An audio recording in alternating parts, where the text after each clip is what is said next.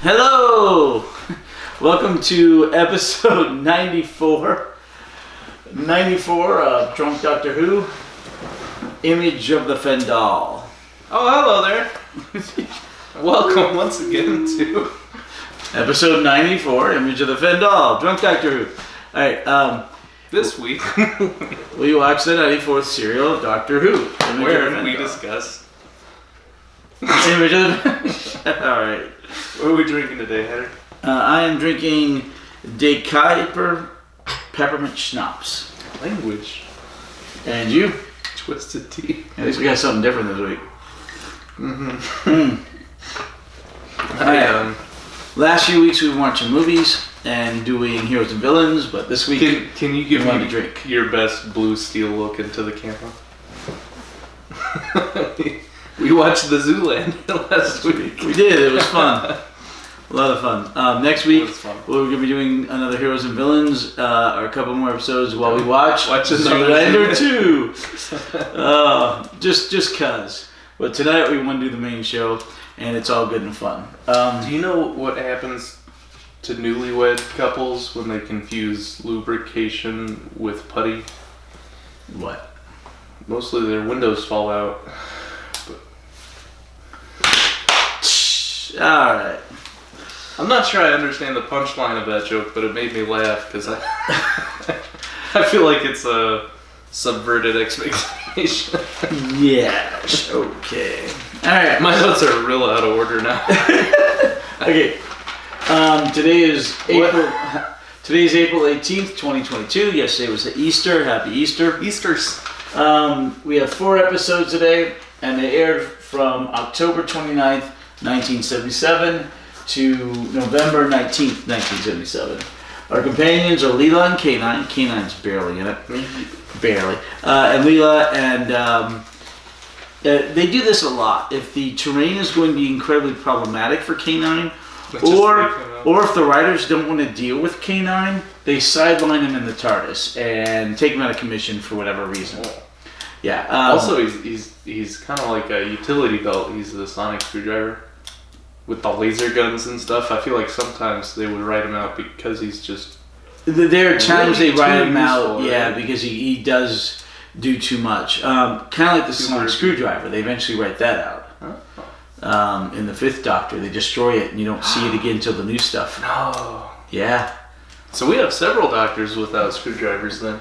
The 6th and 7th, I cannot remember if the 8th had one or not. Oh. But the 6th one and of these 7th. guys only has one episode, right? Yeah, the 8th Doctor. McGann? Yep. That's because of Roseanne? Yeah, because they aired it against the last episode of Roseanne. You gave me that bit of trivia, and then someone else was talking about the season finale of Roseanne, so I told them about it. And you're like, yeah, it went up against Doctor Who, the TV movie, and it won. It put him out of commission. That's really too bad. So isn't it nice to have a bit of trivial knowledge to pop up on a conversation? I didn't know Roseanne was so popular over in Europe, in the United... No. With the BBC. Oh, no. This was airing in America? It was a co-production between Fox and the BBC. Roseanne was? No. Oh. Doctor Who. I don't understand Doctor Who, the TV movie, was a co-production between Fox and the BBC. The movie? The TV movie. The one that... Which was the pilot? Yeah. Of McGann? Right. It was a backdoor pilot to so a new confused. series. Alright. So why does Roseanne's rating have anything to do with the BBC's?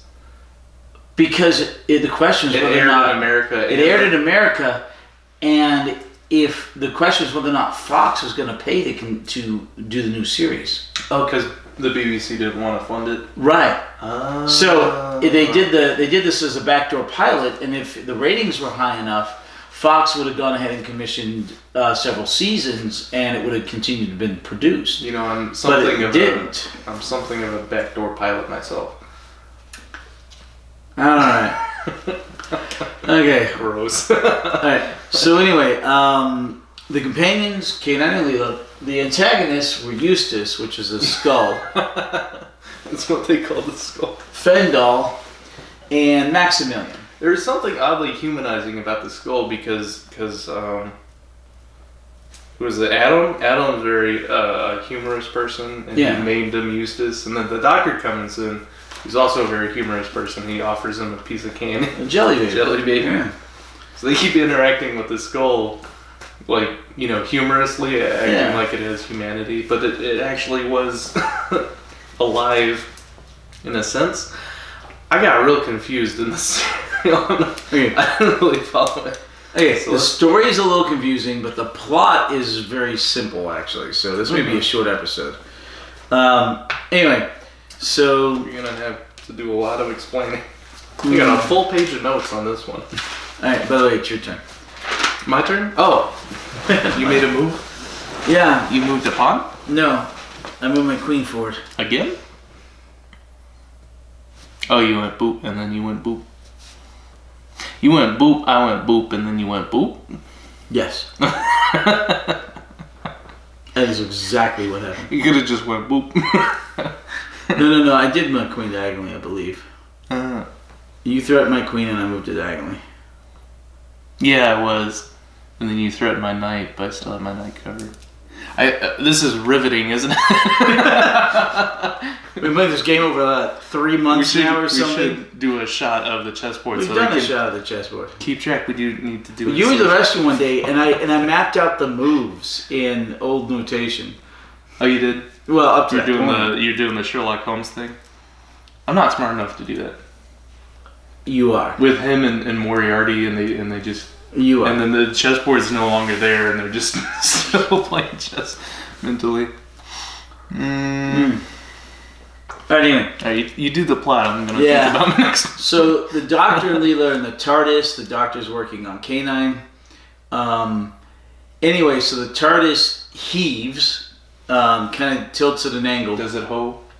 We don't know. Oh, it heaves and hoes. Well, she's cute, but I wouldn't call her a hoe. No, the TARDIS shows up as a life form later on.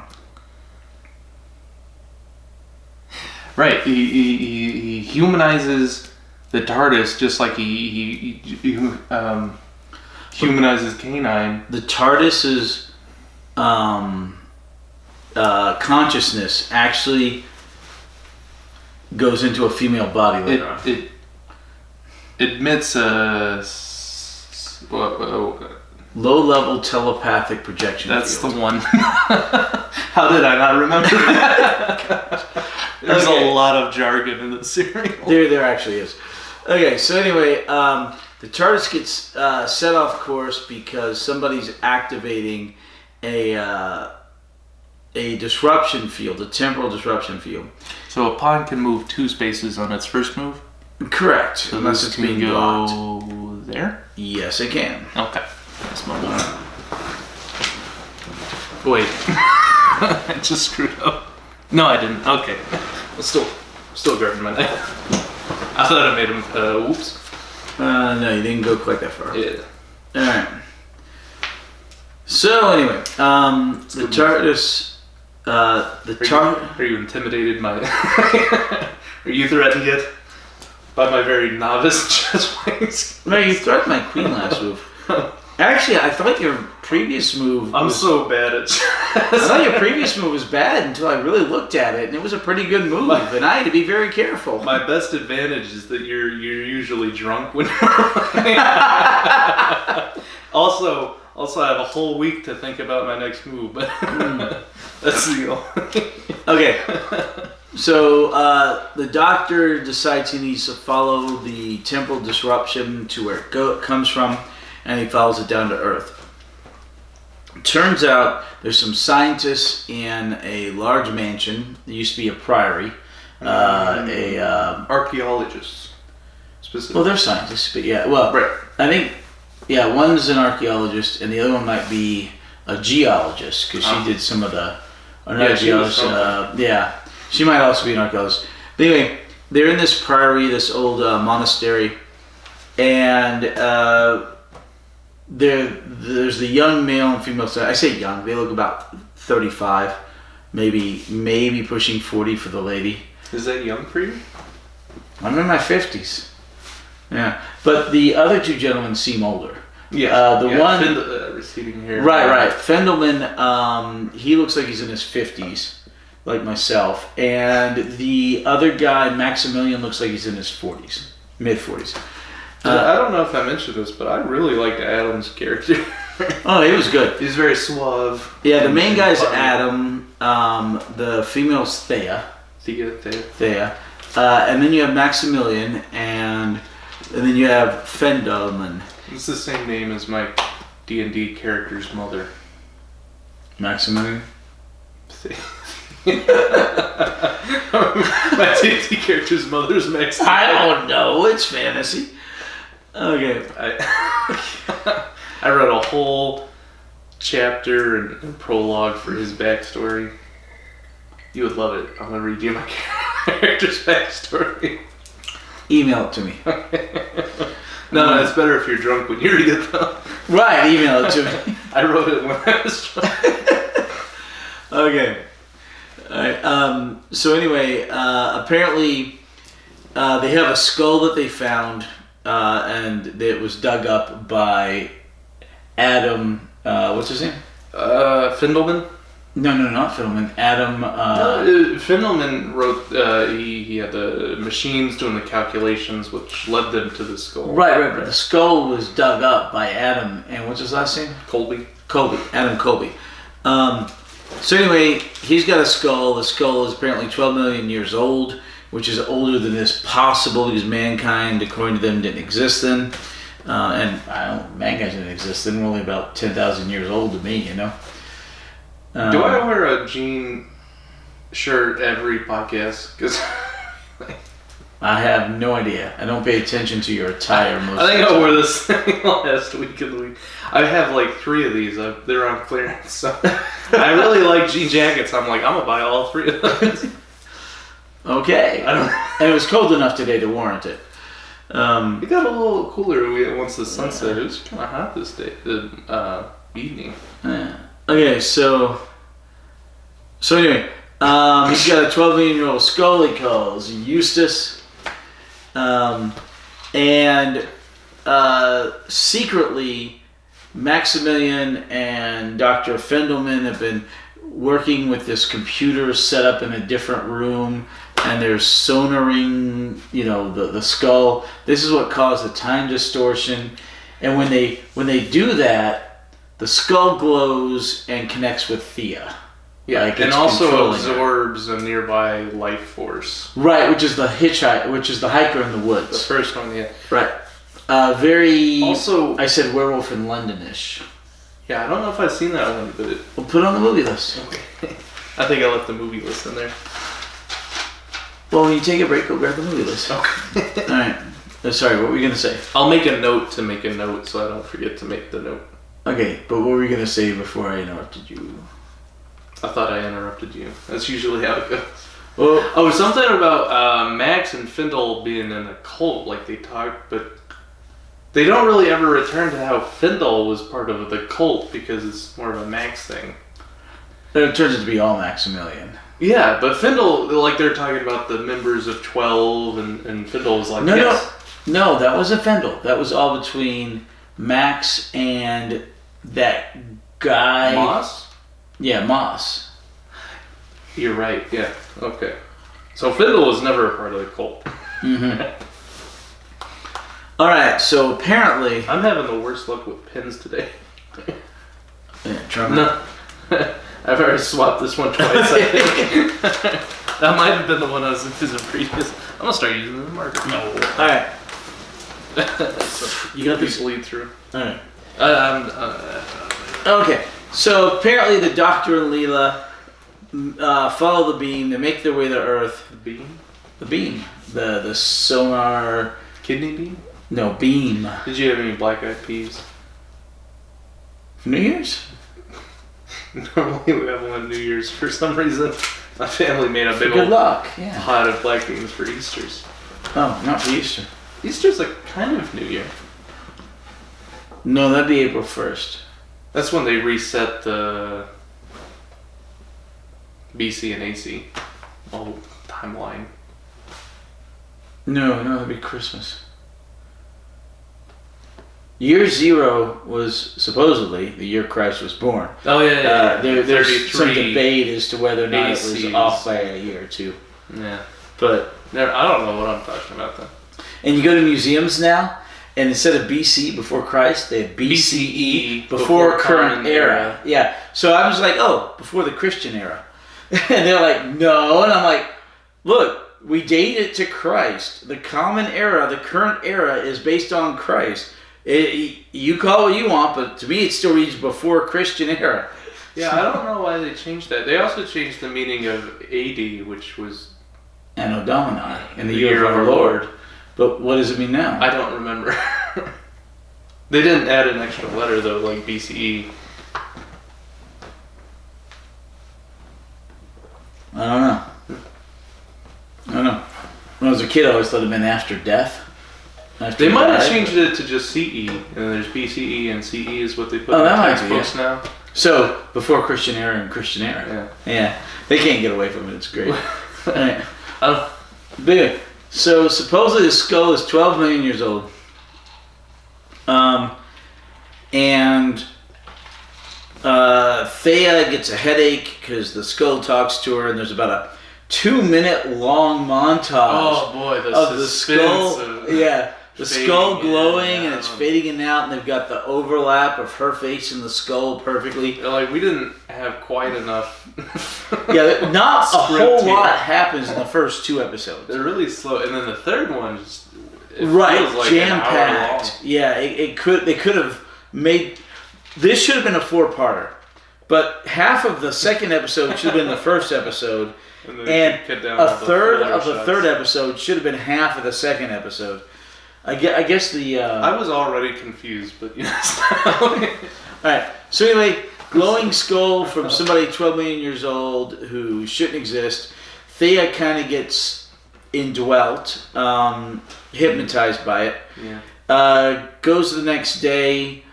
She wasn't feeling well, so she'd gone to bed. Adam finds the dead hitchhiker. What was the dog? Leaky? The dog was Leaky because he's out walking the dog. That's such a great name. It is. I mean, I guess it's an old incontinent dog. So they find the hitchhiker, and he goes back to the priory, and he's like, "There's a dead body." You changed it to latrine? Yeah, it used to be shit house. Men in tights, love it. It's a good change. Let's see. So he goes back to the house, and toilet shall be known as John's. Gets talked into not reporting the body to the police because he's like, "You might win a Nobel Prize. Yeah, you could jeopardize this." So we're all very disappointed that he caved under Fendahl's peer pressure.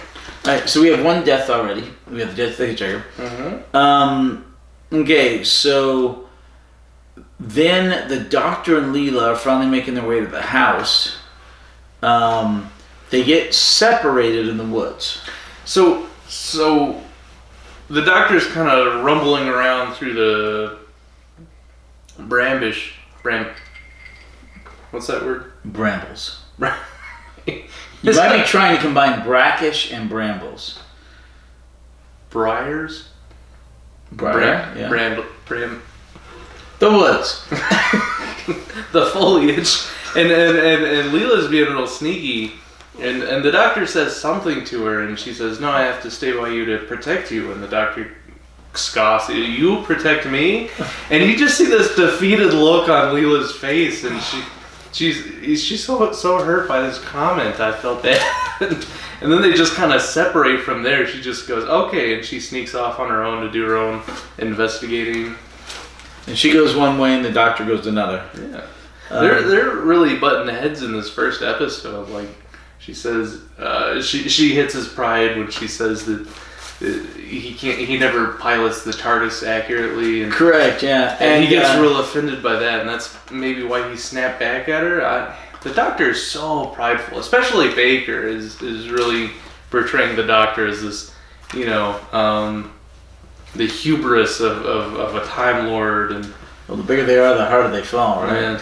And the other one is when she's trying to call K9 he, and the doctor's like, "You mean it? Yeah. What do you mean it? It's a he. You call the TARDIS a she." And then when she saves his life when he's touching the skull, and we'll get there. the doctor gets humbled and and he never admits, the limits of his capabilities. It's like the guy who'll never stop and ask for directions. It's a little upsetting. All right. Oh God, please show me a parking spot. Oh, never mind, I found one.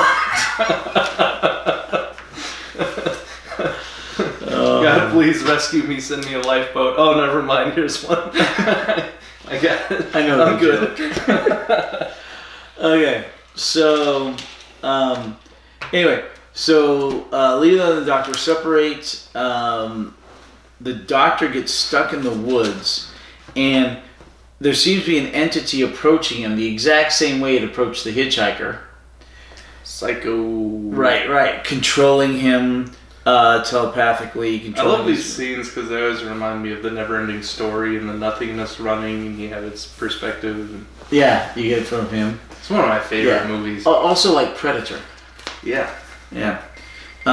So anyway, the doctor. Suspense. Right. The doctor's saying it looks like he's about to be killed. Leela's sneaking into the priory, and then you see a gunshot as she's opening the door. Looks like she's about to be killed. End of episode 1. Episode 2, we have a unique recap where it shows the Leela's perspective rather than what was his name? Jax? No, Moss. Moss's perspective was he was inside this cottage with a shotgun. Mm-hmm. It shows the door opening. It shows Moss's perspective of him unloading.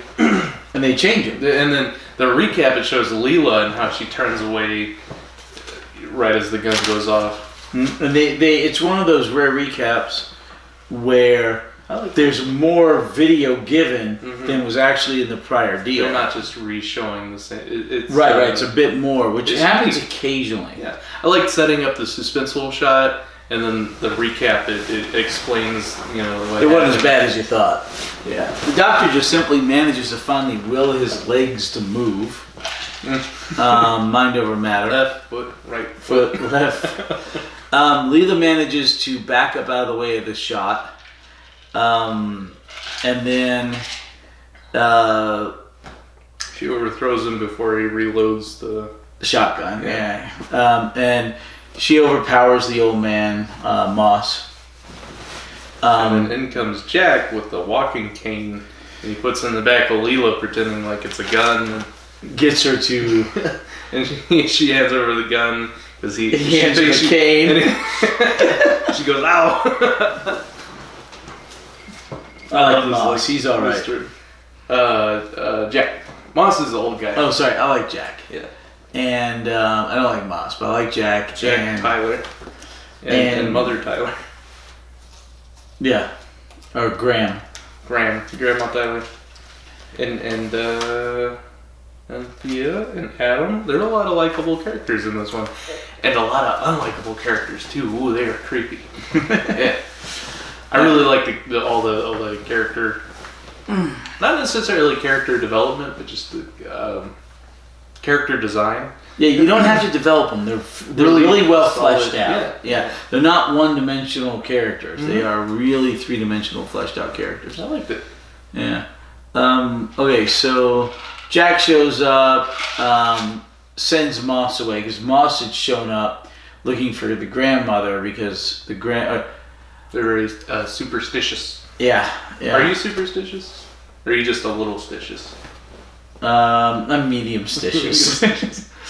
It's like you have a big penis? No, I have a medium penis that talks to ghosts. Okay. Alright, so anyway. This is not a family show. And I do not mark it as a family show. Not after that. Neither is Doctor Who, honestly. It is. Like it's a family show, and there's themes of suicide and assisted suicide, and big old cleavage and skirts that go. Her cleavage isn't that big, but I like it. I mean, it's real low cut, and her as it should be. Real high cut, and then there's this guy shooting himself. And there's this other guy that gets shot in the head, and it shows They do not show either gunshot on screen. Oh, it was very dark for a family show. Yes, it is. Okay, so...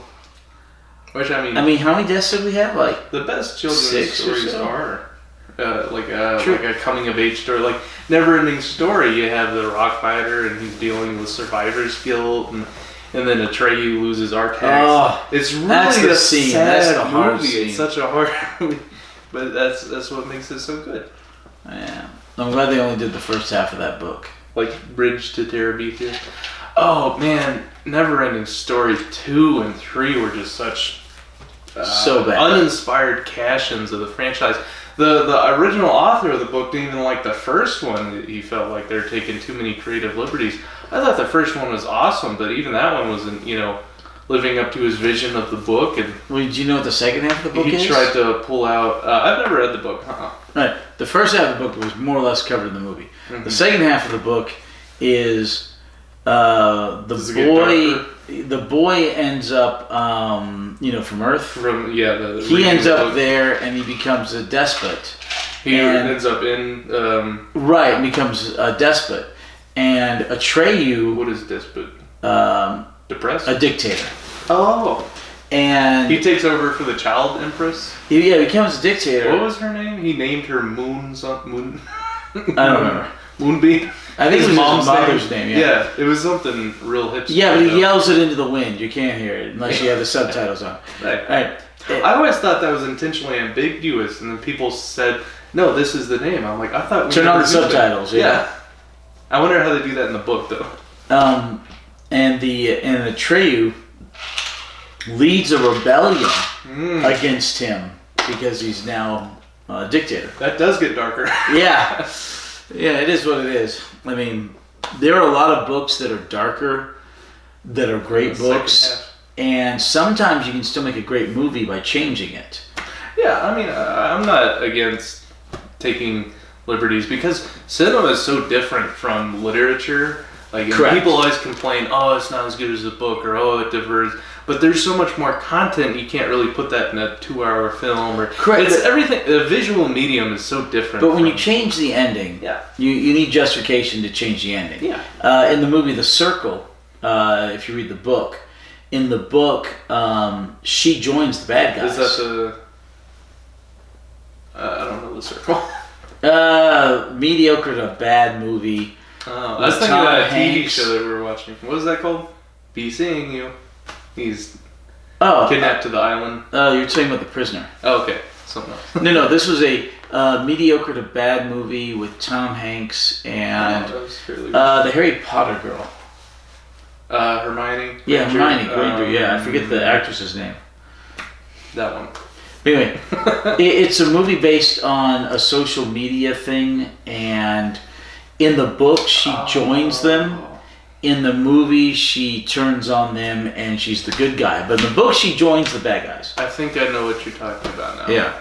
Also, in the book, Children of Men. Are you saying that's an example of something that's not justified, or something that... I understand why they did it for a happy ending, but I disagree with it. I think the book's ending is more poignant, and I wish they'd done that for the movie. Yeah. You said it like a Bostoner. Poignant. You put an extra U in there. Yeah. The same thing for the book Children of Men. Poignant. Yeah. That's what I say. The movie is amazing. I find it hard. I can't fault that movie at all. Mm-hmm. But the ending of the book is a lot darker. In the book, he keeps the child and declares himself like the new leader or king of England. Which one is which? Children of Men. I don't know that one either. Write that. Go get your movie list. You have to see Children of Men. What was the first one I was supposed to see? All right, Children of Men. Oh, I get the movie list. Get the movie list. Oh my gosh! Have you not seen Children of Men? Which one is that? Children of Men. Go get the movie list. I'm gonna get a drink. And a drink, yeah. Okay. I'll try to advance the plot for the next. We'll hit pause on this conversation. You talk about the plot. Oh my gosh, Children of Men is so good.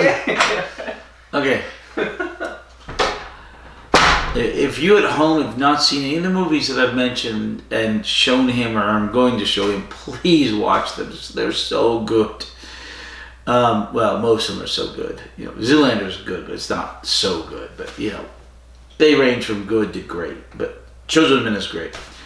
Anyway, so where the heck were we? Oh, yeah. So the doctor gets captured after he runs around, sneaks around for a good bit inside the priory. Leela is talking with Jack, and they eventually see the old grandmother, who was supposed to be the cook at the priory, but she was kind of kicked out. She looks like she's about 75, and this guy who looks about 30, she's his grandmother, so that's about right. Anyway, she has a second sight, and people come to her to talk to her. And she's lived in that area all of her life, and the woods are haunted because there's a space-time distortion there, a rip in the fabric of space-time. So anyway, they talk to Graham, they settle her down. She saw the image, which was the image of the creature of the skull and all that. The creature that was chasing the doctor in the woods ends up killing a security guard. Miller, I think is his name. And they find that body at the beginning of episode 2. And that's when the doctor pops in and says, don't touch that body. Don't touch Thea, because Thea had fainted, because Thea has the connection with the skull. And the doctor's like, okay, what do we see? And they see an image of the Fendahl. These worm-like, maggot-like creatures. I think there's some sort of sea anemone that they look like, something like that. And it's like, okay, we need to keep that from happening. Then he gets captured. Then somebody lets him out. We never find out who actually lets the doctor out of the cupboard, do we?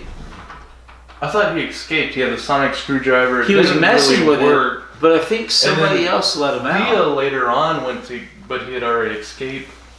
Max said he had escaped, but it was of no consequence. I guess. I don't know.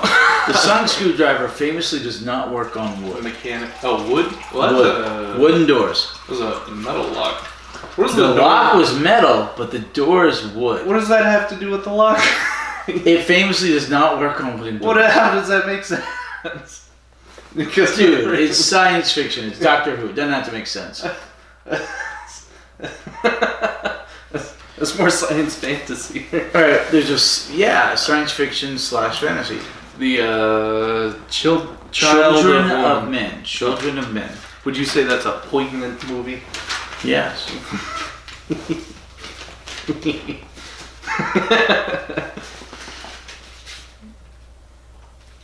Children of Men. I need to start another page. Well, you double space it. You don't have to double space it. Well, then I get confused. Okay. It's like trying to read a menu with all the items too close together. It's like, I'll have a Big Mac, Whopper, cheeseburger, onion ring, McNuggets. Okay.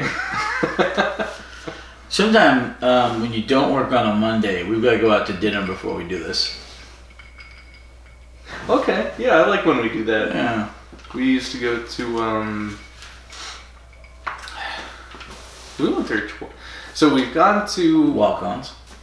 We've gone to Walk-ons to watch the Saints game. We went to that Italian restaurant. Orlando's probably twice. But then we also went to that, is it a burger place? Fuddruckers?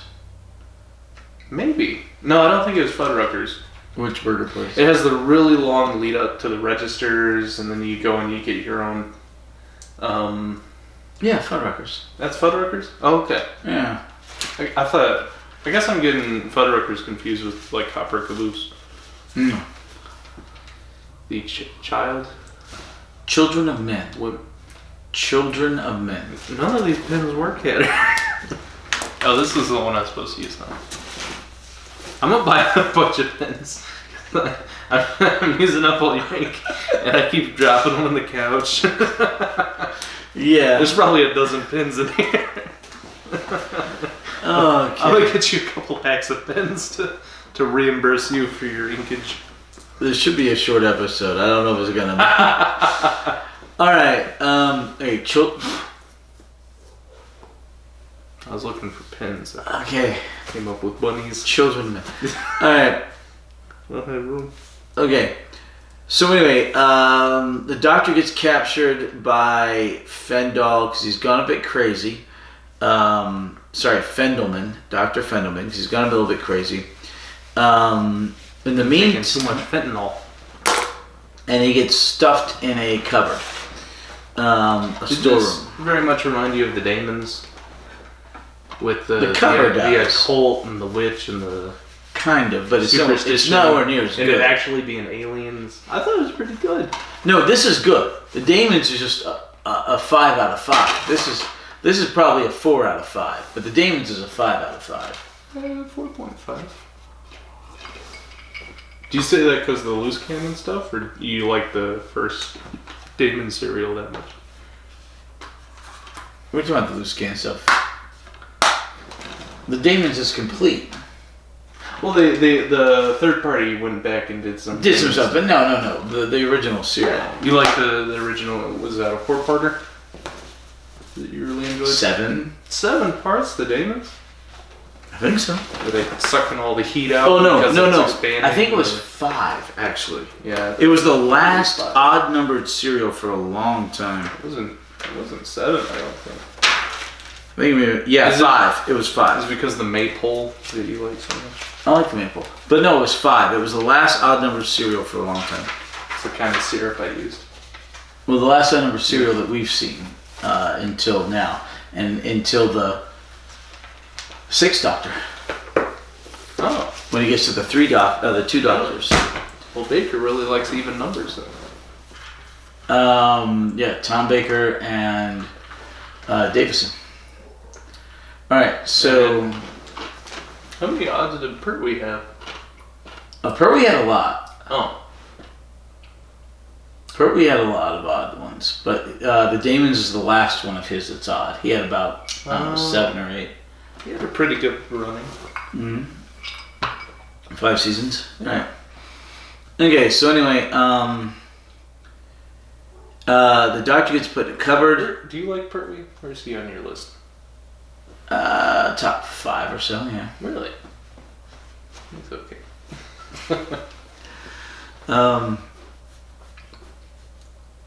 Alright. So anyway, the doctor gets shoved in a cupboard. Just kidding. He eventually manages to escape. In the meantime, you find out that It's a big cupboard. It's full of a lot of stuff. That's like putting MacGyver in a warehouse and be like, he'll never get out of there. Essentially.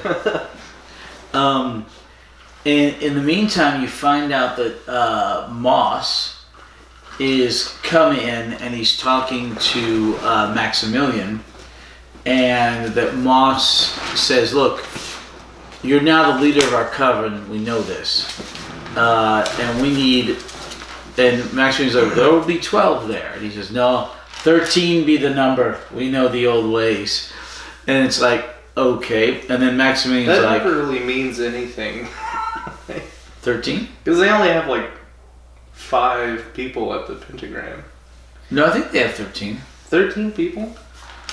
1, 2, 3, 4, 5, Because 6, 7, 8, 9, 10, the Fendahl needed 11. I think it's 13. Oh, okay. Well, never mind then.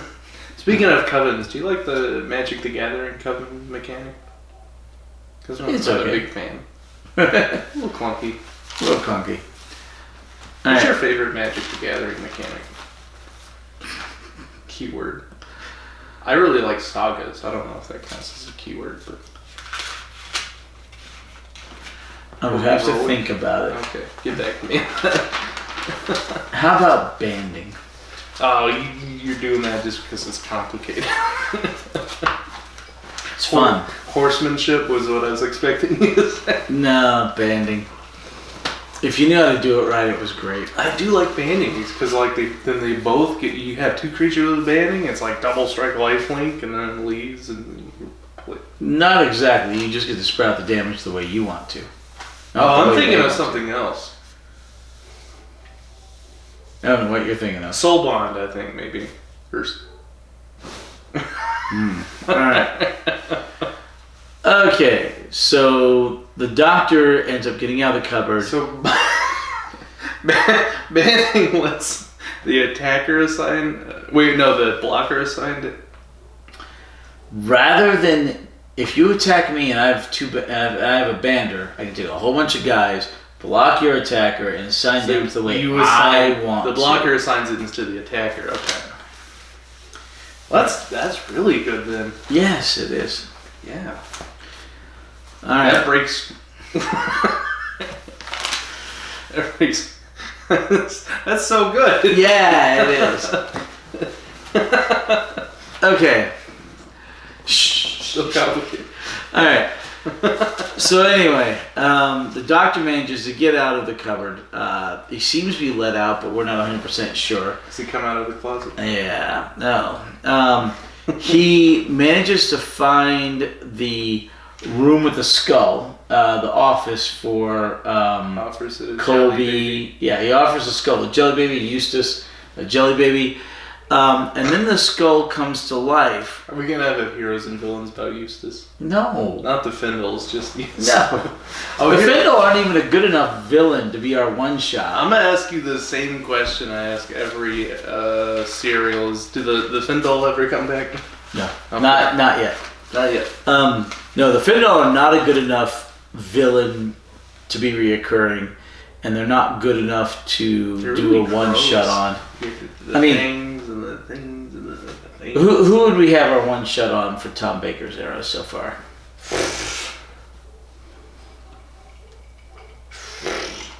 I'd have to think about that. Banding. So the doctor's talking to the skull starts to glow. The doctor, because he's not in control of his limbs because of the telepathic field. We really like Sutek. Hold on. Feels compelled to touch the skull, and it shocks him, and he's being controlled by it. End of episode 2. Okay? In the skull. Right. Then in comes Leela to save the day. Right. Episode 3, Leela comes in. She manages to find him. Kicks the chair out from under. Right. The doctor's sitting on a chair with wheels, a normal office chair. And Leela comes up to knock his arm away. The doctor's like, no, don't touch. And so she looks, and she kicks the chair out from under him on the wheels. They both fall to the floor. The doctor falls on top of her.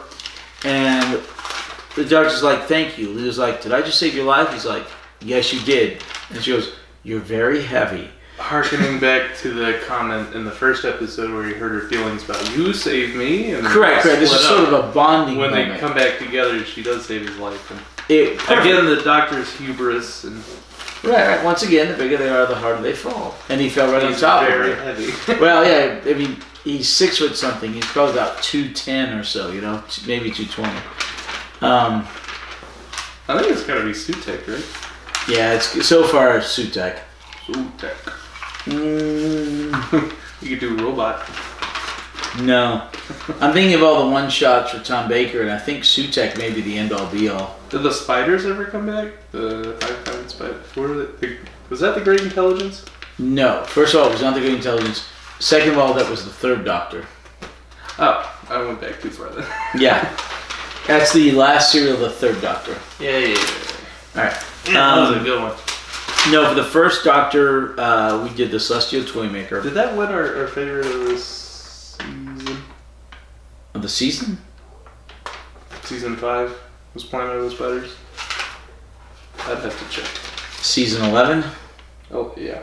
Okay, yeah. The 5th season of Pertwee, yeah. I think it did. It's a good one. It was. I think it's Sutek for Baker so far. So far, yeah. And you know what? I'm thinking it through, and I think it's probably going to be Sutek. I can't think of another one that would eclipse him in that regard. Sutek was great. He was. Man, he has some great one-liners.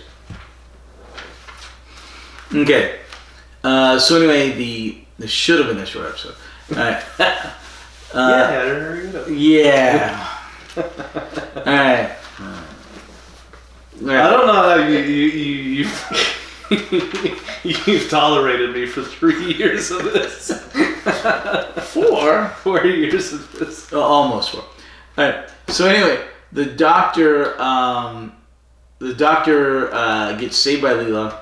Now this episode, too much is going on. This is the one episode that you feel like bits were cut out that should have been there for continuity's sake. The other ones are slow. This one is way too fast. The pacing in this serial was a little weird. But anyway, so the doctor and Leela decide to go back to follow the trace of where the skull came from the 5th planet, because the doctor saw the image of the Fendahl on Thea, so he's going to, with Leela, into the TARDIS. They just somehow manage to get to the TARDIS. They don't show him going there. And they head to where the 5th planet should be. For you guys watching at home, just go ahead and let us know in the comments if you follow this serial at all. It's a bit choppy in places. You know why Sutekh, The Pyramids of Mars was such a great episode? That's when we found out that Time Lords can breathe through their buttholes due to their respiratory bypass. No. When he's being choked and... Drink your milk. Drink your bobo, Peter. Yeah. Alright. Anyway, so they go to the 5th planet. They find the 5th planet's not there. There's no trace of the 5th planet. The 5th planet got wiped out from all history by the Time Lords. They head back. When they go back, they manage to get back to the grandmother and Jack. In the meantime, Maximilian has shown himself as the bad guy. He has captured and tied up Thea.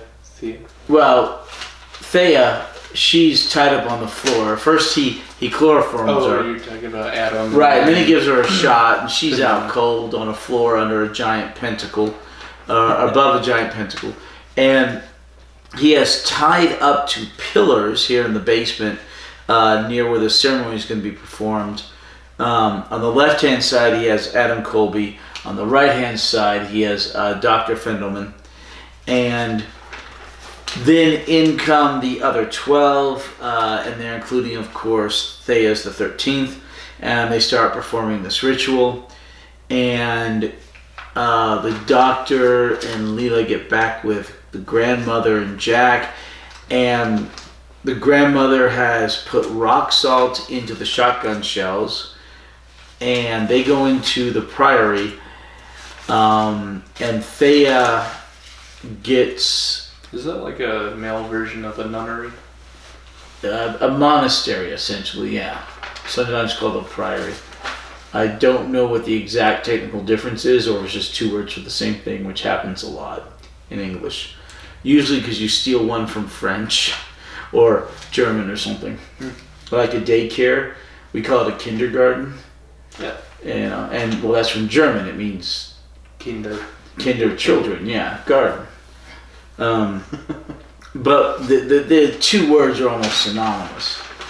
I say almost because you can do daycare these days before they would be in kindergarten. Nowadays, kindergarten is sort of a pre-first grade. Pre-K, yeah. Yeah. So you have preschool, kindergarten, although sometimes those words are used interchangeably, and then first grade. Yeah, you get kindergarten, which is pre-first grade, and then you have before that preschool. Pre-K, which is pre-kindergarten. Or preschool, yeah. Preschool, pre-kindergarten. Yeah. And a lot of times words are used interchangeably. But anyway, so Thea... Did you say that the Routons come back? From the Horror of Fendahl? Never. Oh, okay. That would be another one shot. No. But it doesn't. It's Sutekh's better. Sutekh is better. I'm pretty sure the Pyramids of Mars has my. Sutekh's better than the Routons. All right. The Talons of Wing Ching was pretty good, but true. Still not as good as Sutekh. All right. Yeah. So anyway, our group of 4 go into the priory. Thea gets turned into this golden goddess thing with these really freaky eyes, which is on the cover. She turns into that. Right. What's the Gorgon's name? Medusa. It is essentially Gorgon. Anyway, don't look into her eyes. Yeah. So she turns Moss into a Fendahl. Yes. One of the little ones. And then she turns a couple of the others into Fendahls. Some of them are little, some of them are big. A big one upstairs confronts the doctor, Leela, Jack, and Graham. Leela, Jack, and Graham's legs are stuck. They can't move because of the psychokinetic field. Who's Graham? I'm sorry, not Graham's in the modern stuff. Sorry, Graham. Grandma. Oh, he calls her Grand. Graham. Oh, okay. Graham. Yeah. He calls her Graham. Which sounds like Graham from the modern stuff, but Grandma. Anyway, so their legs can't move. The doctor grabs the gun, shoots. Episode 3 ends. Yeah. So we go to episode 4. The doctor grabs the gun. Rock salt shoots the Fendahl. Say that 3 times fast. No. The Fendahl dies. They get out of there. The doctor's like, okay, everything's happening. He asks the grandmother, where's the darkness? And the grandmother's like, it's only in the basement, but it's slowly getting dark elsewhere. The doctor's like, okay. So she uses the shining to... Yeah. So I was like, okay, we need the skull from downstairs because they were using the skull in the ritual. Eustace. Yeah. Eustace. I forgot. In episode 3, before Thea turned into that thing, Fendelman figures out what's going on, and Fendelman's protesting it, and Maximilian just comes up and shoots him in the head. Off camera, but children's show. There's some blood and comes back and there's ketchup on his forehead. Yeah. Wait, that's our third death. Fendelman was crazy, and then Max was way more crazy, and Fendahl was like, "Oh, that's too far." Not doing this, and the crazy guy realizes there's an even crazier guy here, because Maximilian's dealing with forces he doesn't understand. That's a bit much for even me. Yeah. All I was doing was, researching aliens. Yeah. So the doctor's like, okay. Uses some sword point. Jack's grandmother, you go find a whole bunch of salt. Jack, you go out the hallway. Leela, you help him. And the doctor and Leela go down the basement. They rescue Adam. Yeah. They get Adam out. Fendelman shot himself. Well, Moz turned into a Fendeling. Right, but the doctor's down there trying to help them. Yeah. And Maximilian knows what he's done. He's like, oh my God. And he says, give me the gun. The doctor's like, the gun won't work on her. And he's like, it's not for her, it's for me. The doctor goes and gets the gun, assists the suicide. He goes, okay. The problem is I think he knows he's going to turn to a Fendahl, which is a bad guy, so he helps the guy kill himself. Assisted suicide in a family show. Dark serial. Right. In fact, it's really hard to pin down exactly how many people die, because people die and then they turn into Fendelings, and the Fendelings die, and okay. And Thea turned into the Fendahl, which then died. Well, we know of at least 4 deaths. The guard, the hiker, Fendelman, and Maximilian. And Moss. And, you've got at least 4 deaths. Well, Moss turned into a Fendahl. Right, but you have to assume the Fendels died in the explosion. Yeah, the guard eventually, yeah. Yeah. So we know that 4 humans. We have no idea what happens to the dog. I think the dog turned into the first Fendahl. Yeah. So we have 4 humans that die, and we have probably about 10 more humans that get turned into Fendels. Which you can argue they die because, like Thea, she basically was dead when she transformed into the Fendahl. Correct, but the place explodes. Yeah. So that kills all of them. So we have 4 confirmed human deaths, and we have probably another on screen or just off screen, and we have another 8 or so human deaths that happen off screen, like when the place blows up or they got turned into Fendahl or whatever. It's not so much violent in terms of body count, but just very dark in theme and subject matter. That's fine. Very occult and... Yeah. Okay, so they get a whole bunch of salt. The doctor says, okay, I'm going to set all this to destruction, but I need a lead-lined box to keep the skull in. And Adam Colby knows where there's a lead-lined box because they're scientists and they have a lead-lined box. So he gets the doctor one. Put the kryptonite to where Superman can't see it. Exactly. So Grandma and Jack got a whole bunch of bottles filled with salt because they know salt kills these things. They head off towards the cottage, and the doctor tells Adam Colby to turn on the scanner for 2 minutes, then turn it off, and everything will blow up 3 minutes after he turns it off. In 3 minutes. Right. He goes, 3 minutes. So Colby does exactly that. The doctor and Leela go downstairs to try and kill everything and grab the skull. They're throwing the bottles of salt like grenades. Molotov cocktails. Yeah. They manage to get the skull. They get the BF out of E. The place explodes. What does that stand for? The bum F word. Before Common No, out of Egypt. BFE. Would that be FOE?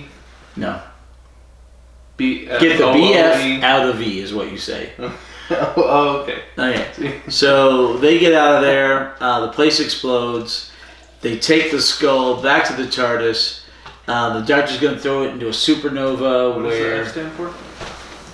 F word. Alright.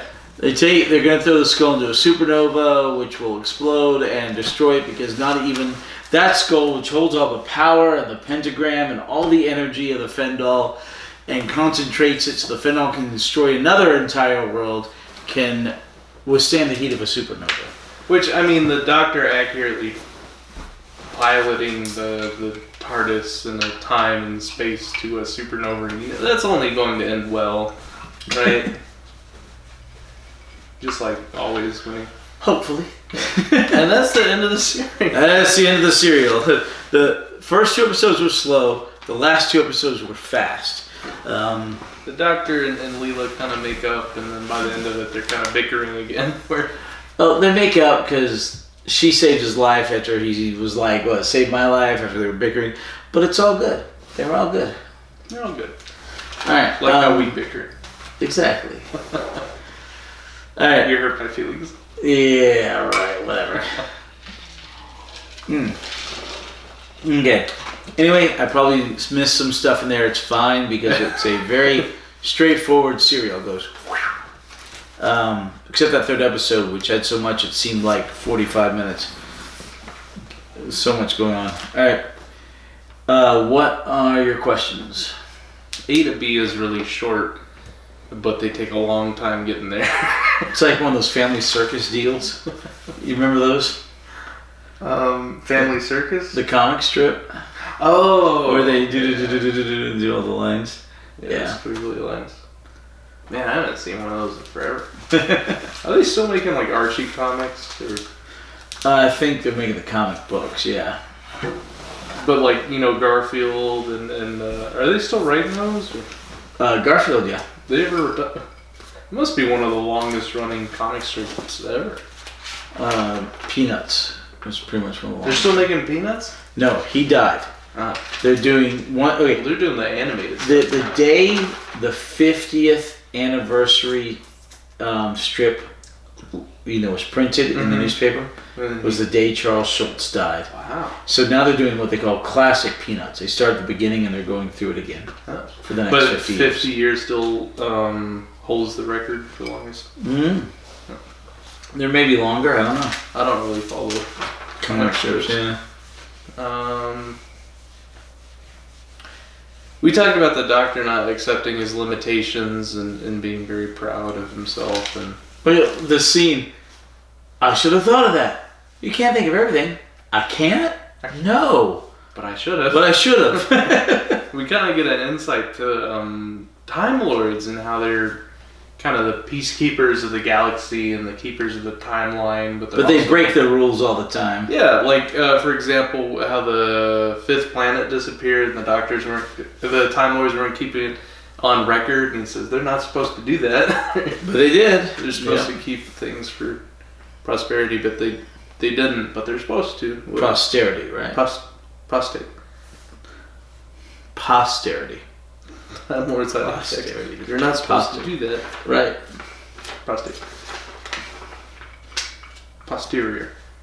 No. Okay. Jelly babies make another appearance. Mm-hmm. We talked about the Doctor and Leela's strained relationship. Mm-hmm. We talked about the similarities with the Daemons. I don't know if you feel that way, but I felt like this had some strong resemblance to the occult and the alien demons. Right, you've got some scientist guys who archaeological stuff dealing with that, and then you got these local occult guys doing this local occult something. There are a good number of similarities, but this was not as good as the Daemons. The Daemons was just a much better serial.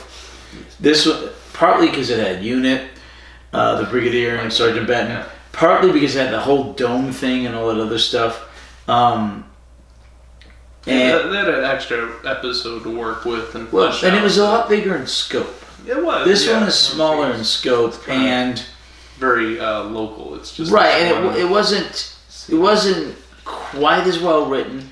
It wasn't quite as well paced. It wasn't quite as well executed. Produced, because that first episode was kind of a drag where they're building up suspense, and it's just right. Episode 3, and they kind of fill in all the. Yeah.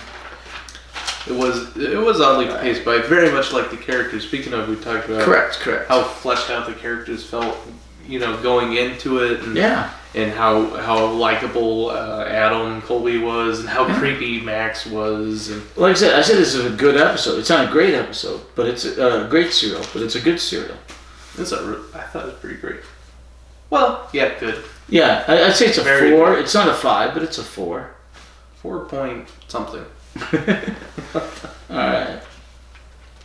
And much better than last time, right? Oh yeah, man! The invisible enemy was it? Yeah. Oh man, that one bugged me. That's a bad pun. Alright.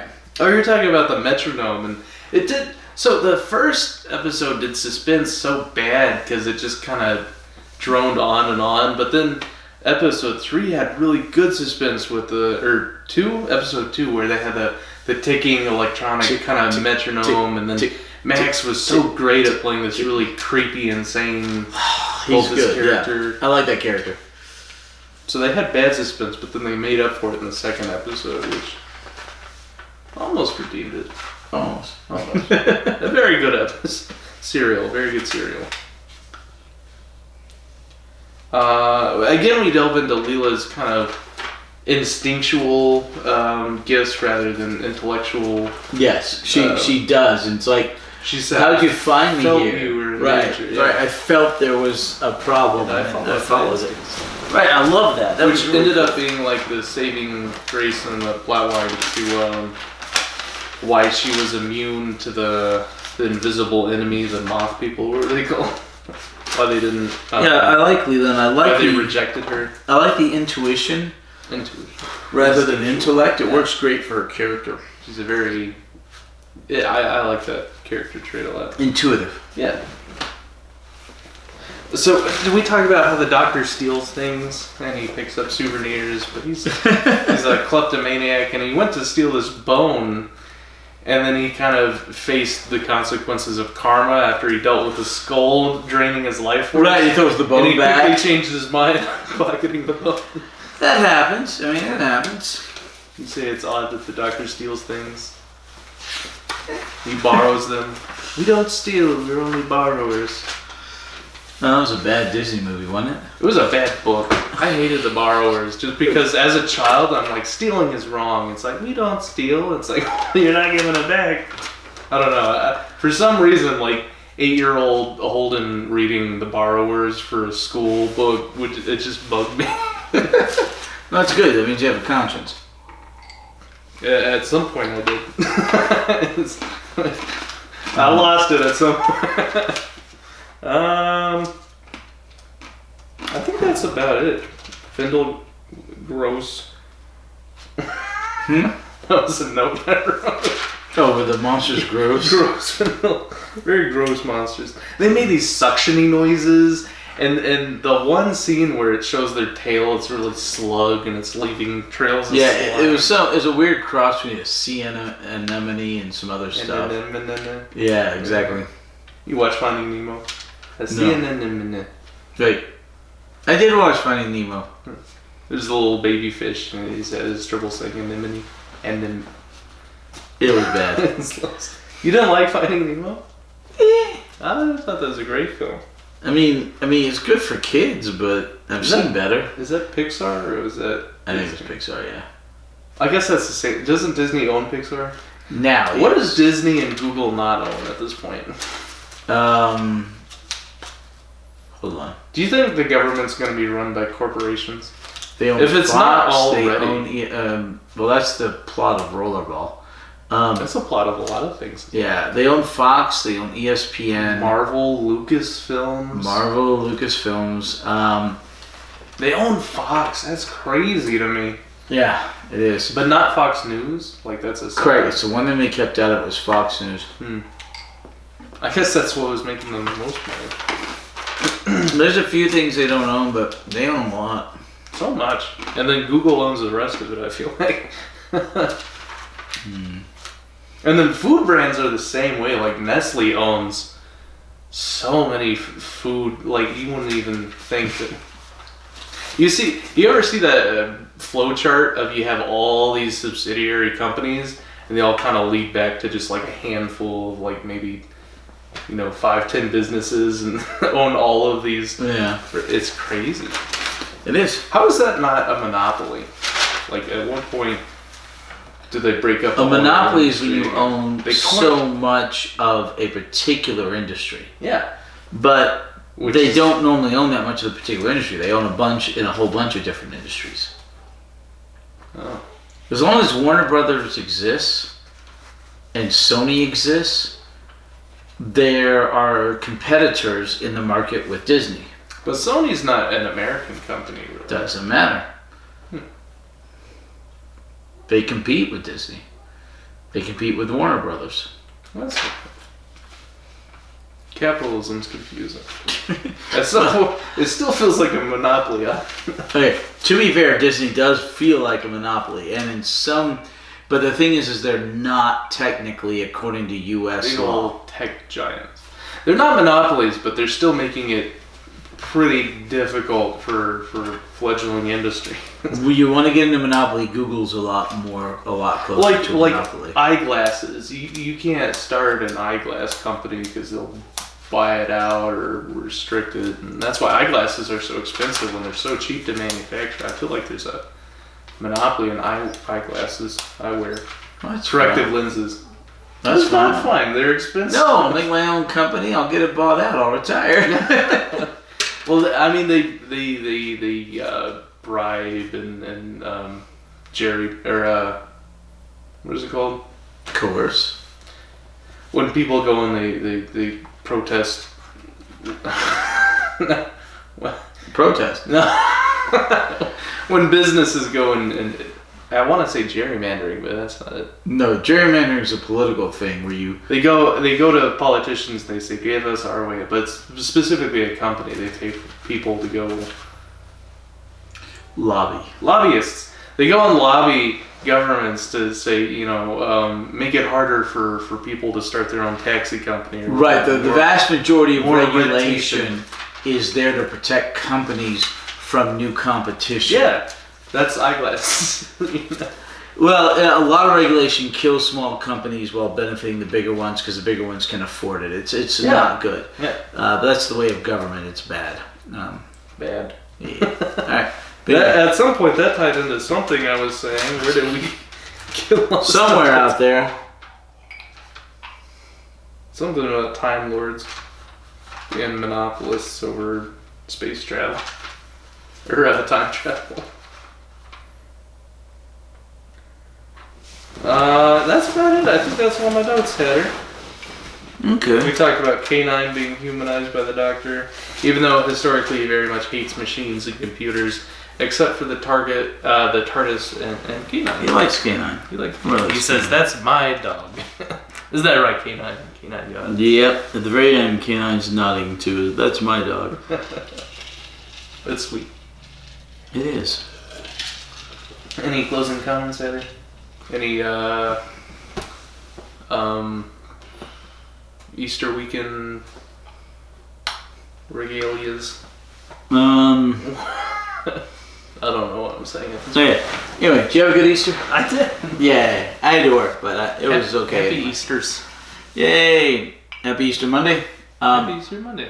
We will see you next week with some more heroes and villains. I think for the next couple of weeks, where we'll finally finish off the third Doctor's heroes and villains. Talking about the Master and the Sea Devils next week, which is funny because the Sea Devils were on yesterday's episode. They finally recurred. Right, they finally recurred the modern stuff. They're okay. Get this. So we're getting to the Sea Devils on this, right? Yes. Yesterday, when the Sea Devils made their first appearance since the Fifth Doctor, my main group started the serial that they appeared in on the Fifth Doctor. Hey. Just hilarious. It's like these twins that had their 22nd birthday on February 22nd of 2022. Something. But that was hilarious. But anyway, so which was on a Tuesday. Okay. There's only one. Okay. Shannon and I went out for Taco Tuesday on like a Wednesday, but it was two. So it was Tuesday. No, that was on a Tuesday this year. Oh. The second was, but the 22nd was, I think, Wednesday or something. No, Monday. Yeah. If the second was a Tuesday, the 22nd was Monday. How do you do? You're good at math, Hatter. Oh, thank you. Let's keep counting by sevens. Yeah, anyway. Sorry. You just have to know that the 23rd would have been that Tuesday, so that, no. Alright. But anyway, so Doctor Who news. Whittaker just had her penultimate episode. Oh, it's second. Penultimate, yeah. Episode, but her final... Oh, they don't do serials anymore. Well, they do, but she's just got a few specials this year. 3 of them. She did a lot of specials, and that's about like all they did. She did a New Year's special this year, and then the Easter special yesterday. Like a whole season was just holiday specials, basically. That's happened a time or two. And then she's doing the Centenary special. Is that for budgetary reasons, or are they just not getting the viewership? It's for a lot of different reasons. I mean, Doctor Who... Okay. Is the fan base dwindling? Like, it had a big resurgence with the... Whittaker is not a popular Doctor amongst most of the fan base. Partly because a lot of people rebelled because they didn't want the Doctor to become female. They prefer the Doctor male. But also because she's not good. Oh, that you don't like her acting? She's out of her depth. I thought it was more of like a retconning thing and not being respectful to the there's a bunch of retconning that happens. Okay, the problem is partly Whittaker, but it's mostly Chibnall, the showrunner. Whittaker should never have been cast as the Doctor. She just doesn't have the gravitas. Which is apparent with Joe Martin. Does she have the least amount of gravity of all Doctors? Gravitas. Gravity? Yes, gravitas, yes. Isn't that just like French for gravity? No, it means presence. I think it means basically presence of self. It's a person who can walk into a room and you go... It's a person who can walk in a room and go, you know they're important because they carry themselves with gravitas. Alright, anyway, she's almost done. Just a Centenary special left to go. And we'll see. We still don't know who the 14th Doctor is. Gravitas. Is she more fun-loving and she's kind of goofy like Troughton? Or like, what's her strong points, would you say? Well, the thing is she's never watched any previous Doctor Who, so she didn't model the new Halo show that they came out with, and the writers and the actors came out and said, we didn't play the video games at all. It's like, why are you... Well, they're in it to destroy it, which is the same reason I think... Basically. Yeah, I'm not going to talk about chewing all that way, but they're in it for Halo to destroy it. They're really not into the source material of Halo at all. Correct. And they just want to be there to be misandristic. What does that mean? Hate men. Oh. Opposite of misogyny. Misogyny. Misandry is hating men. It's the same thing for the current TV show Picard. Or for Star Wars Episode 8. Or He-Man. Where they're... Right. Here's He-Man. No, it's not He-Man. Look at these women. It's the same thing. It's Halo is, look, here's Chief. Nope, not Chief. Look at these women. It's the same exact thing going on for a bunch of shows. It's like, look, here's your male hero. Nope. It's about these women. It's like, okay, we wanted the show about this guy. We don't want the show about some female protege because nobody has sons anymore. At some point, cinema was really good at writing strong female protagonists with Aliens and the Terminator. And, yes. And like, where did it go wrong? Because I love those characters, and now like current, they're such Mary Sue's, and like they don't want to develop their characters at all. It's like, what happened? Male action heroes sort of had the same problem with like the Superman syndrome, and then they came out with Die Hard, and you saw him cut his feet on the glass. You're like, it's cool. He's relatable. He's right, and he's not perfect. He's divorced. Yeah. He's going to see his ex-wife, etc., etc. No. What happened to real, relatable, developed characters that were strong and rose to the hero arc? They don't do the hero arc anymore. It's just like, this person is amazing, and he continues to be amazing, and he ends with being amazing. The problem is that they don't allow male heroes anymore. Mm-hmm. The modern liberal mantra is, "Thou shalt not suffer a male hero to live." I don't think it has anything to do with the gender, because yes, well, in a way, but it's also the character development, because you had Luke Skywalker. He's this farm boy. He trains, and he becomes the Jedi like his father before him. And then you have Rey Skywalker, who has no training and doesn't get any training. She kind of teaches herself, and then she just does these awesome, amazing backflips. And that's because, according to modern feminism, whatever you want to call it, it's not really feminism anymore. It's something else. But according to modern feminism, women are perfect. Women cannot start small and get big anymore, the way a hero's supposed to in an arc. They have to start perfect, and they're always perfect.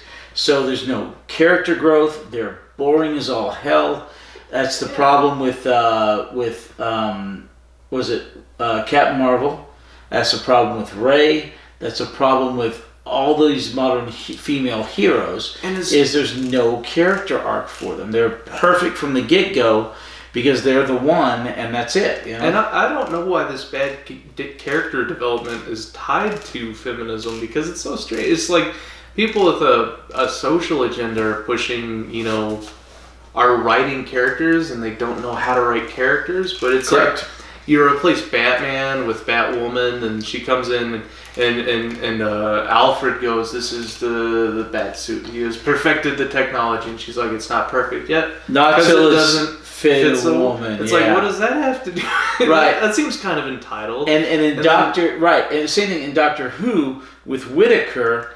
There's a character. She meets this character who had met a previous generation of the Doctor. No, he male. He had not, but he goes, "I've read the files. The Doctor is male." And she goes, "No, I've had an upgrade." As if men are not good enough, so a woman is an upgrade. Well, she's kind of really rude about him making a rational. Drawing a logical conclusion based on the entire history of the show. Yeah. It's a shame, because strong female protagonists are really cool. Like where you have someone like an Ezra type character that really rises to the challenge. Really, we just want character development. That's all we're playing about. Correct. Correct. Although, to be fair to Doctor Who, just to be fair, that same hubris that she showed was also showed in the Sixth Doctor. And Baker has tons of No. The Sixth Doctor. I think all the Doctors technically are kind of very To a lesser or greater extent, but there's confidence, there's hubris. But they're not. Pertwee never showed that hubris. They're not. Trouton never showed the hubris. They were confident, but they're usually not so antagonizing about their pride. Correct.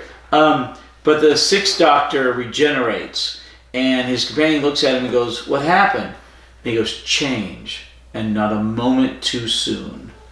So, to be fair, that's the same level of, or close to the same level of, I'm better than my predecessor, or predecessors in the case of Whittaker, that she did in that episode. But it was still antagonizing to the fans who did not want the Doctor to change gender. I feel like the Doctor also has this recurring thing, at least what I've seen, is he never really likes his faces or his generations. He goes, I guess I could get used to it, and then he doesn't like it at first, and then he goes, oh, I can see, I like the hair, or and then I feel like there wasn't, I don't know what I'm saying. Still not a ginger. That'll come up later. Is that the next Doctor? Is he going to be a redhead? No. We have yet to have a redhead Doctor. You think he'll ever be? Maybe. Okay. What's so British redhead? Okay. So we were talking earlier about the fact that Whittaker has one more episode, and this is the longest period of time where there's a current Doctor. Between the fact that they've said the Doctor's retiring, but we don't have an announcement for the next Doctor. Mm-hmm. Like 207 days or something like that, okay? Mm-hmm. Longest period of time this has happened thus far. So, the current speculation is either A, they're going to have to release the news of who the 14th Doctor is because somebody's going to leak it, which is what happened to Tennant. Or B,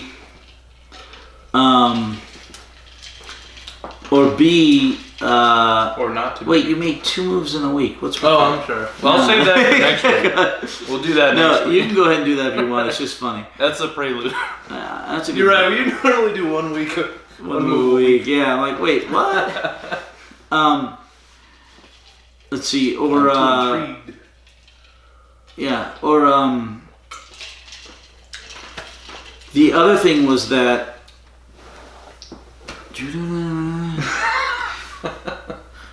What about? Hold on, everybody. I shouldn't be so focused on this at all. I'll take it back. We'll do that. No. We'll do that next week. Leave it. I'll figure it. Anyway, getting ahead of myself. Okay. But the other thing is, I'm still hoping that they don't reveal who the new Doctor is until the regeneration, and then you see who it is.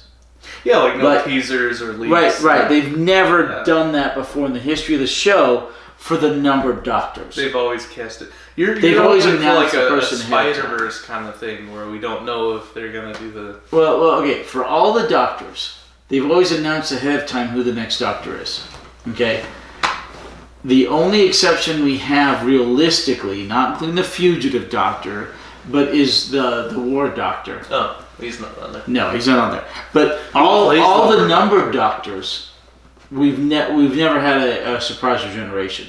We've had 2 unnumbered Doctors. The War Doctor and the Fugitive Doctor. They do not count in the number, yeah. And that's also like a one-shot kind of...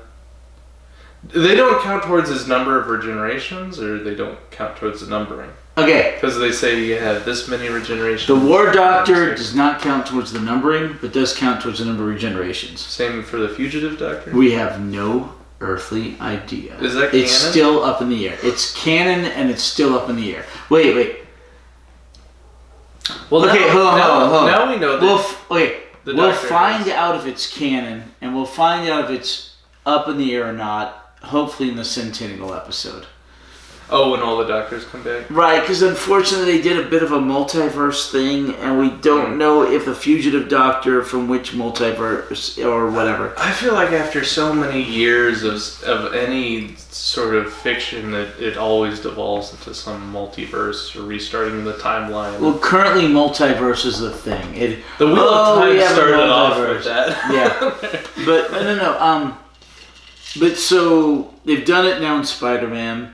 They've done it now in Marvel with Doctor Strange's new bit. Everything that's comic, but that's been a thing for comic books for a while. Right, but I'm talking about shows and movies, and now they've done it in Doctor Who with Flux, and now they're doing it with Everywhere All the Time. What is that? The movie that just came out. Oh, with the lady with the googly eyes. And right. The lady from Crouching Tiger, Hidden Dragon. That looks She's like a fun Dragon. movie. Is that a Marvel movie? What is it? No, it's not Marvel. It's just. But everything's doing multiverse now. Yeah. I mean, to me, it's very popular. Right, and it's becoming cliche and boring. But it's happening constantly. But it's like. You kind of eventually, when you set out a timeline, you write yourself into a corner. Like the guy that made Castlevania, he sat down and wrote out a timeline and then Dracula only returns after every 100 years. And he said and then he said he regretted it because he felt like he really boxed himself in with the narrative. And then, they eventually get to where Dracula's castle is coming back in this future robotic society. He's like, man, I wish I didn't number out an actual specific timeline because it really constricts your creative. So that's why I feel like all these IPs devolve into a multiverse and resetting the timeline because they just kind of, it's a type of power creep where things just get so out of hand the more and more you go that you just gotta decanonize some stuff. Right. Star Wars fans are really upset about... Star Trek did it too. I'm sure everyone... Remember when they came back and they said, oh yeah, here's the new timeline with bad reboot. And so you got the normal timeline, here's the new timeline, and it diverges. I don't know too much about Star Trek at all. Okay. Is that our next podcast when we finish Doctor Who? God, no. The Simpsons? 30 years of... We'll never get 34. We'll be dead before we get to The Simpsons. Okay. Anyway. Next week, more heroes and villains. We digressed. Thank you for joining us. Yes. We'll do the Master and the Sea Devils. Week after that, Omega and the Sontarans. We'll watch, and then we'll get back to this in 3 weeks. We'll watch Zoolander 2. Yay! Hey. And maybe Children of Men. Oh, a double feature. No, the following week. Oh, the following. Right. And you let me know when you are too happy, and I will show you very bad things. Is the Children of Man like a dark movie, or it's dark, but there's hope. There's hope. I like that. There's no hope in that other one you mentioned. Very bad things? Yeah. No silver lining? No. None. Whoops. At all. Oh, we crossed that one off the list. Whoops. No. and we still have to finish Terry Gilliam. We do. We're officially 3/4 of the way through his films. We have there's 3 left. 3 movies. Cool. All right. See you next week. Bye. Is Terry Gilliam coming out with another film? He's getting real old. No, he's in his late 70s. Bye. So I would like one more. He said no more movies. All right. Let me do it. You gotta turn it off. I'll catch him up on the chessboard. What? In case you're wondering, if you're keeping track at home, this is all the chess pieces look the same. You can't tell the difference between pawns and bishops.